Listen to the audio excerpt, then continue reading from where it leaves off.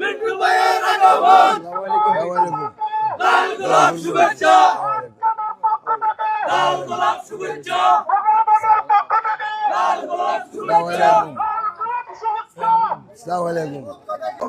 এই নির্বাচন ঠিক করবে বাংলাদেশ এই ভঙ্গুর অবস্থা থেকে কি অর্থনৈতিক সমৃদ্ধির দিকে এগিয়ে যাবে, নাকি মারামারি কাটাকাটি হানাহানি আরেকটা বিভক্ত সমাজে পরিণত হবে।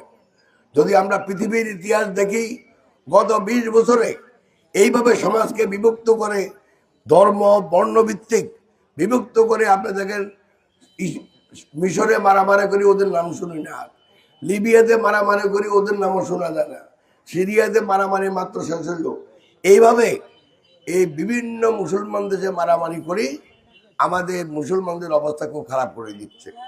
এই মুহূর্তে যদি বাংলাদেশকে এই অবস্থা থেকে সমৃদ্ধির পথে আমরা নিতে চাই, আমাদের একমাত্র বিকল্প হলো বিএনপি, অর্থাৎ ধানের শীষের প্রতীক দিয়ে যদি একটা ভোট দিয়ে যদি বিএনপিকে আমরা ক্ষমতা আনতে পারি, তাহলে এই অবস্থা থেকে উত্তরণ করে আমরা ভবিষ্যতে অর্থনৈতিক সমৃদ্ধি, সামাজিক অগ্রগতি, আইন শৃঙ্খলার উন্নতি, এগুলি একমাত্র বিএনপি ছাড়া অন্য কোনো বিকল্প এই মুহূর্তে বাংলাদেশে নাই।